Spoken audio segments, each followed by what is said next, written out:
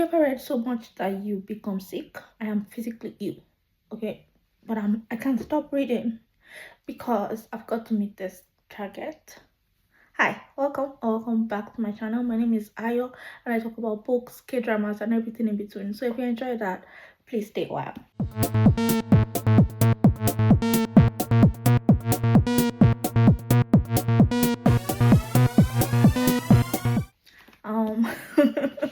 If you've been following the train wreck that is going on, I am currently reading Wuthering Heights.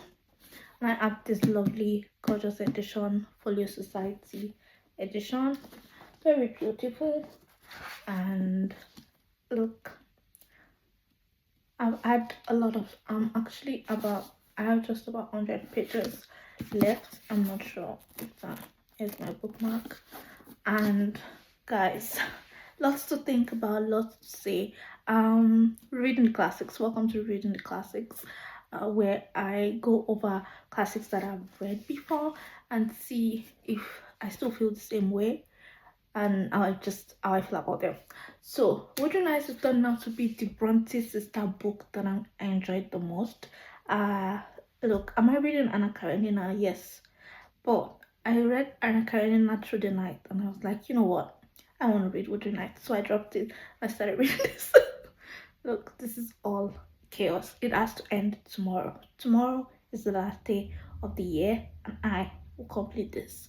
So let's talk Wuthering Heights. I read this when I was 18. The last time I read this was when I was 18. I am 29, ages ago. I remember liking it. I remember liking it a lot, but not for the reasons that people like it. You know, I've heard of people say, oh, the love story. What love story? Cliff and Catherine are not a love story. Never been one. Never been one to me. No.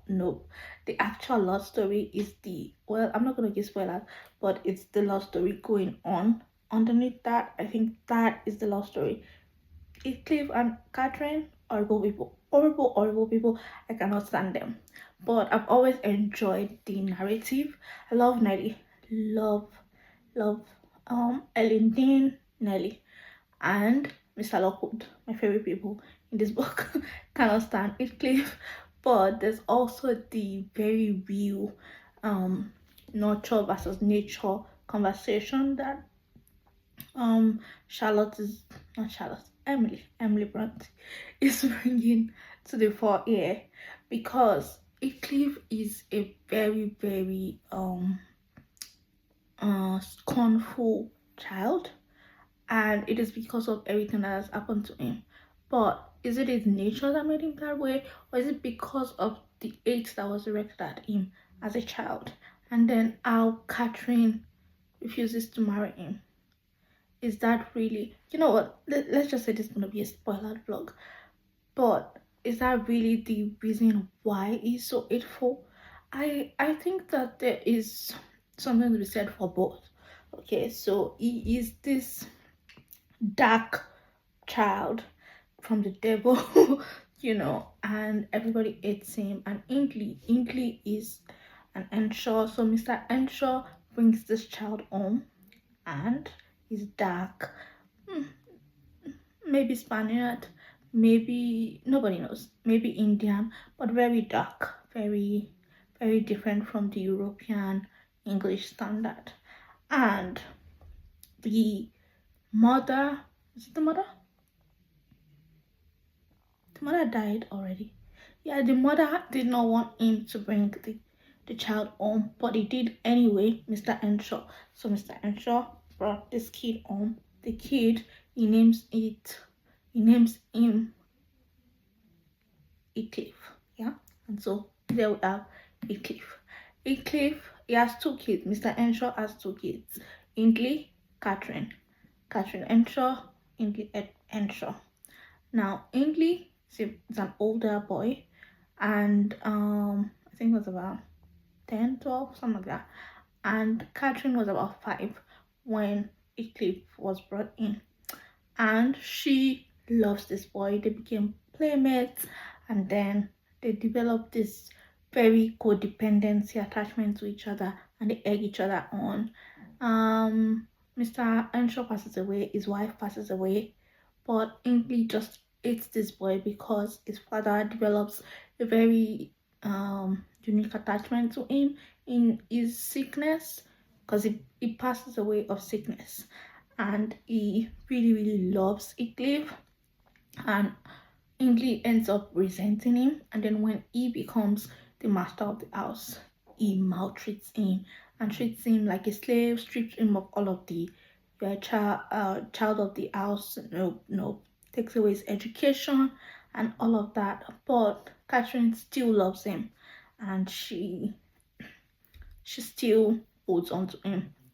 But they have these neighbors who are also on the moors, their closest neighbors, the Lintons, and that is Edgar and Isabella. Now, these are very nice, gentlemanly people, you know.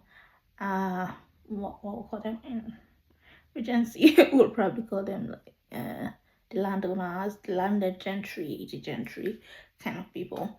So, and they can also not stand this coarse, dark boy called Heathcliff, but Catherine loves him. But Edgar falls in love with Catherine and wants to be with her, of course. And she ends up accepting his proposal. And that is the story really of Wuthering Heights, even though she also is in love with Heathcliff. And so the famous quote, whatever our souls are made of is and mine are the same. And she says, you know what, it doesn't matter whether I marry um Heathcliff or I marry Edgar, I will always belong to Heathcliff because whatever our souls are made of is and I are the same. And a lovely quote, but so toxic. So toxic. This is a very toxic relationship. Also cannot stand Heathcliff. So Heathcliff leaves, and once Catherine becomes engaged, he leaves, and Cathy gets really sick, and they are told that she might die, but she recovers and marries Edgar, and everything seems fine. 3 years later, Heathcliff comes back. He's made a fortune. He's become educated. All of that, and he is on a war path and a revenge path, and so he comes for Italy, comes for Edgar Linton, comes for everybody who has wronged him. And so he marries Isabella, Edgar's brother and Catherine's sister-in-law, and mistreats her and all of that. And he, because Aintley is a really horrible person, and he also, with his temper, falls into gambling and all of that, and he needs money, and Heathcliff with his money loans him everything and ends up taking over Wuthering Heights, because the name of their estate is Wuthering Heights, and that is how he ends up pretty much taking over Ainley's life. Ainley dies, and his son, because Ainley got married, had a son. His wife died pretty early on, and his son, he ends up making his son the slave. So the revenge, so he does what was done to him, to the son, strips him of the advantage of being a gentleman's son and owning the land, but starts treating him like a slave in his own house, and he does all of this as revenge. And he takes revenge on everybody. Okay, he doesn't care his own son, he doesn't care everybody. He just wanted everybody to get just a little taste of what he went through. I wouldn't say it's a little taste, but look, Heathcliff, the most horrible person. And so this is a very compelling story. You just cannot look away. All these people are horrible, and you just cannot look away. And everybody's name is Catherine, and everybody's name is Earnshaw. Everybody is an Earnshaw, or a Linton, or is a Heathcliff. I really don't know how Nelly kept all of these names, because sometimes I have to draw a tree, because what is going on here? Why is everybody named Catherine? Okay, how many Catherines we need? All right. but it's such a compelling story. And like I said, okay, so how did I feel when like I said before, I really did not necessarily care. In fact, I did not know anything about that famous quote, you said I killed you want me then. Okay. Excuse me. Dropping bars. Okay, Emily was dropping bars in this book. Really do not remember that because I truly did not like Eclipse and Catherine. So when I read it when I was younger, I think I just went over that. I was just into the old gossip and the old narrative of having a third person tell a story. So this whole story is told as a reported speech to Mr. Lockwood, a, a stranger who rents Toshgrove uh, who rents the Linton's place, because I'll put it on the screen. I cannot remember, but he rents the Linton's estate from Eclipse because Eclipse ends up owning everything and everybody else dies. Okay, so Nellie is the daughter of the housekeeper, and she pretty much grew up with this. Excuse me. She pretty much grew up with this family, and so she knows everything, and she's very close to them, same age as Ainley, Catherine's elder brother that despised Heathcliff, and so she has all the details, and so she ends up telling Mr. Lockwood as a stranger who comes in this story.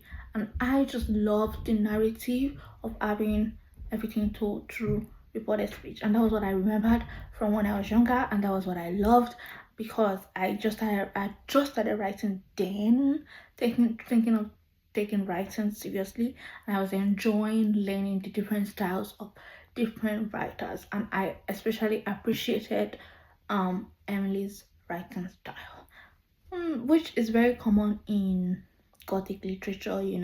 It's very dark, it's very atmospheric. Also, you just got to love the beauty and the melodic writing. Emily is a master of the craft, and I just love returning to her every time I do. And so yeah, and she knows what she's doing, and she crafts these characters so well. Look, you hate them, but you cannot look away. You cannot look away, and that is a skill. And so yeah, that's what I've been enjoying. Um, that's it. Yeah, I'm gonna finish it this night. I must finish it this night. I have no other choice. So I'm gonna go back and finish it. Oh, we have just 100 pages, and I'm ready to be done. Okay, and I'll see you on the other side.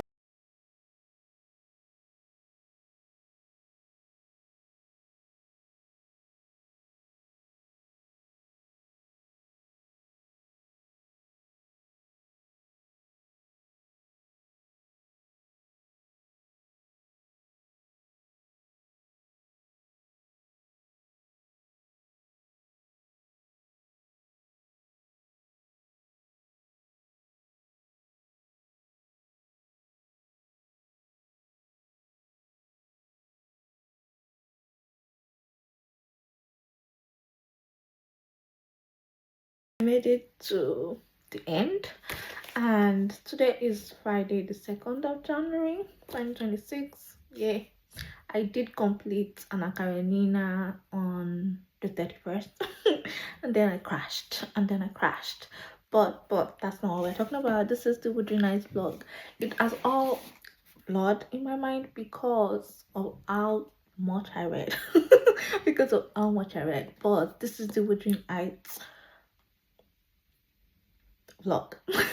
This is the Wuthering Heights vlog, but I think I mentioned a couple of things before. Honestly, I do not remember, but let's wrap it up. Let's talk Wuthering Heights. I really enjoyed Wuthering Heights. I had a great time. I was exhausted, but I did have a good time. um I can't remember what I mentioned before, but we'll just go over the things I usually go over. Let's talk plot. So, well, we know the plot. Yeah, but I found that the plot and pacing was the best of all the Bronte sisters that I have read this year. I particularly enjoy Emily's pacing. I feel like she has a very tight story, and she knew what she was doing. When you're in the hands of a skilled writer, you can feel it. You can feel it. And I'm not saying Charlotte and Anne are not skilled or they're so good, but I found her pacing a lot better, and I did not feel like I was dragged, like it dragged, the story dragged. And I loved that we stayed with the plot, and it moved along very quickly. I really enjoyed that, honestly. Honestly, because and also because I was reading so much, I appreciated that about Wuthering Heights. I enjoyed my reading of Wuthering Heights. I had a great time, really. I did. Even if everybody, I did not have a great time when it comes to the story, but the drama, it never ends. It never ends in Wuthering Heights. Someone is doing something every time, so it just feels like every single time you're like, what? What is going on? Why is this happening? I really enjoyed that. This is a spoiler book, so we're gonna talk about how I forgot that Eclipse was digging graves. When was that? Who's gonna tell me about that? I totally forgot about that.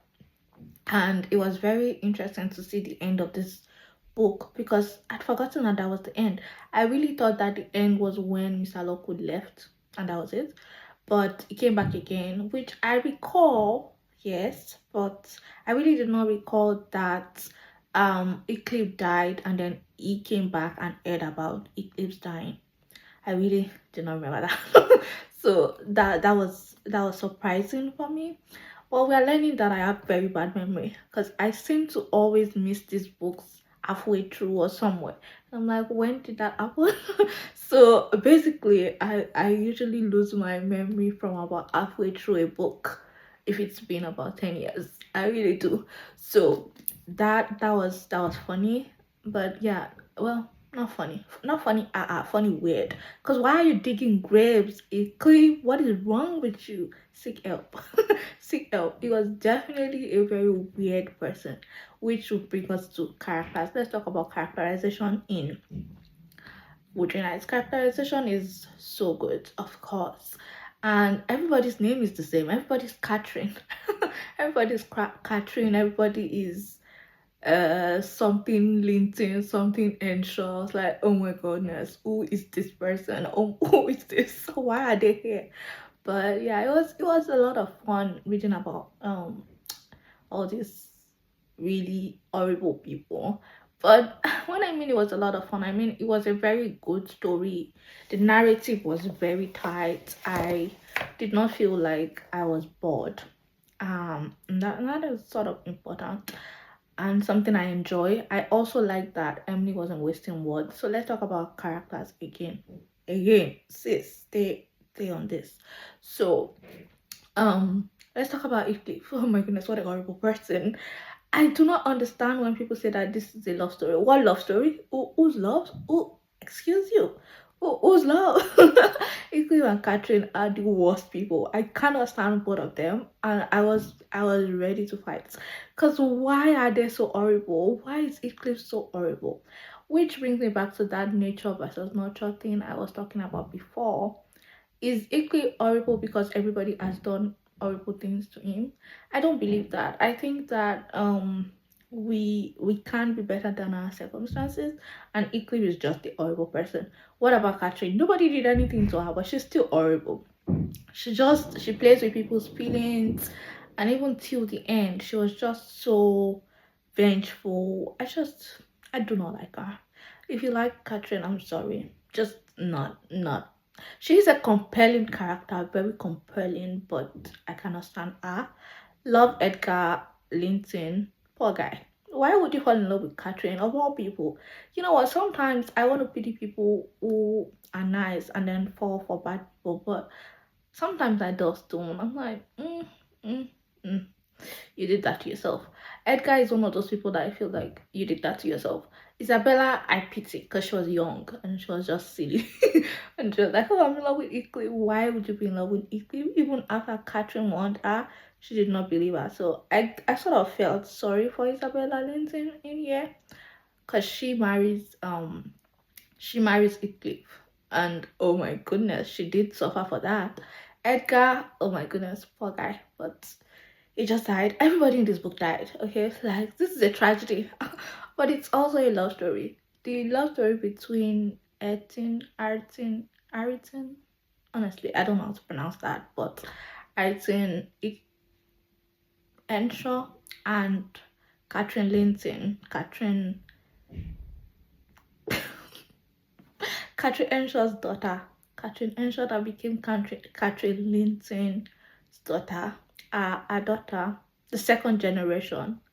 I like their love story. Their love story is very cute. I thought they were very sweet, and I've always felt that. I remember the first time I read it, I was rooting for them, so I was very happy that they got together. I think they were the best part of this book. Every other person was just horrible. Well, not Edgar. Edgar was a very nice man, but okay.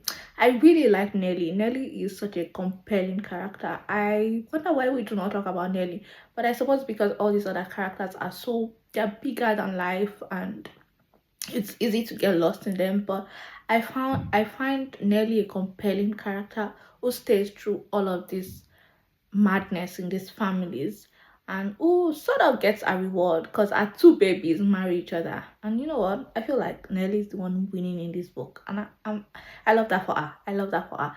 Eclipse has no character development. He was the same horrible person from the first time we met him to the end. Okay, just a horrible guy. Catherine also stays willful, impulsive, annoying, arrogant throughout. So character development non-existent.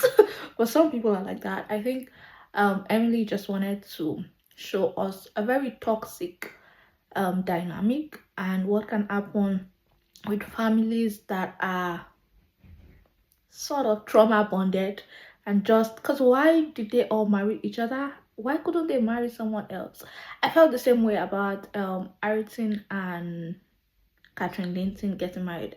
I'm happy that they got married, but I was just like, you know what? It'll do you some world of good to leave this place, to leave the moors and venture out. Because, oh my goodness, this is all so sad. So when it comes to that, yeah, those are the two big characters. Linton Edgar also pretty much stays the same. A kind, nice, wonderful man who loves his wife. Really, that's it. Isabella actually she grows. I like that we see her growth. She grows from this a sort of naive, impulsive young woman and grows into a wiser wiser woman. And I loved that she was able to find liberation from Eclipse. Good for her. Good for her for running away from that horrible man. It was just a horrible man, but even in her death, she wasn't rewarded because Eclipse takes her child and then kills him, basically, as far as I'm concerned.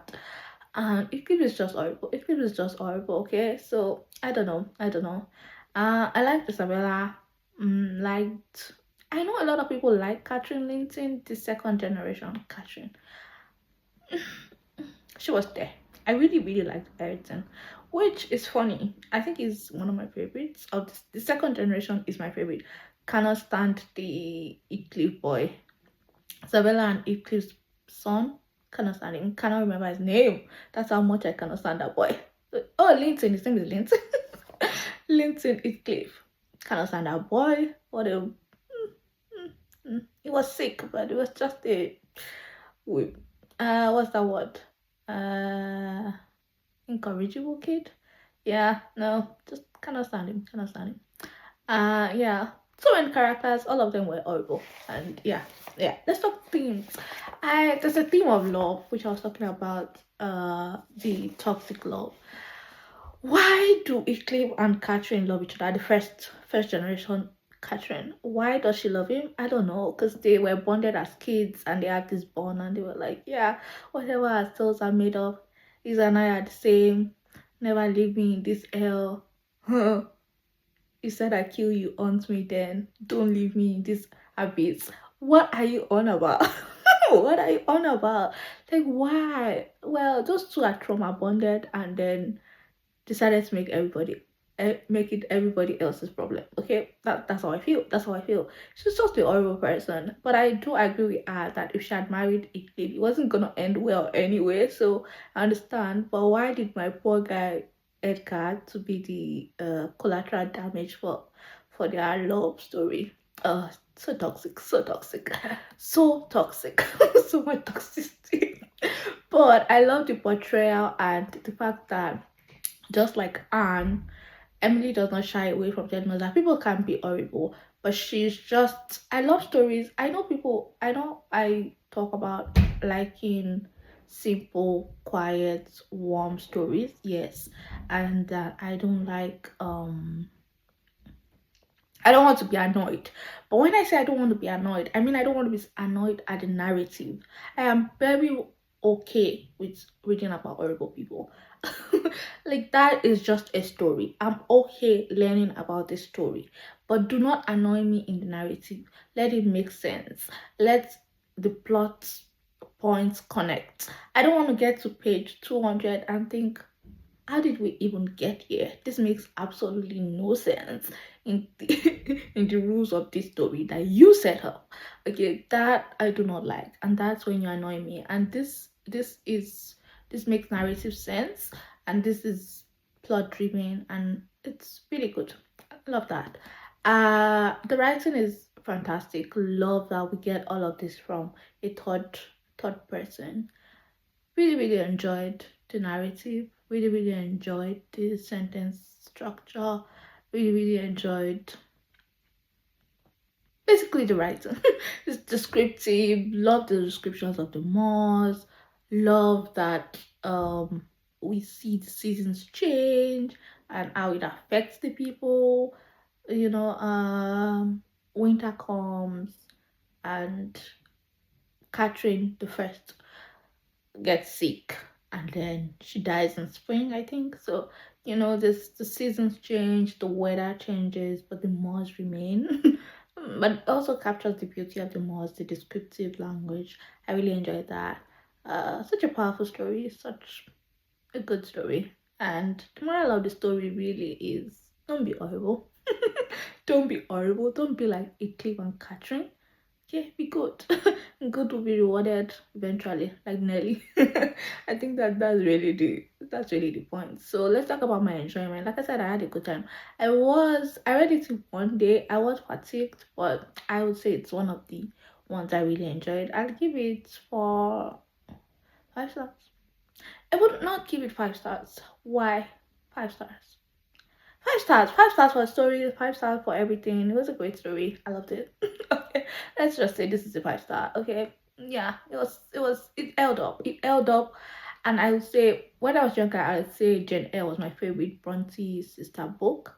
But now I'd say it's probably Wuthering Heights, and then Ten and a Wife or and then Jane Eyre will be somewhere in the real bottom because what was that? So, anyways, that is my repeating the classics Wuthering Heights talk. I hope you enjoyed it. I hope you enjoyed my review and how I felt about these characters and what I thought. Yeah, uh, that's really it.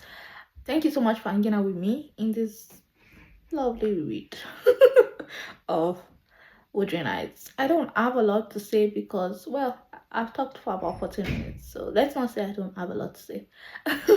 But that is Wuthering Heights, 5 stars, and that concludes the reading the classics for 2020.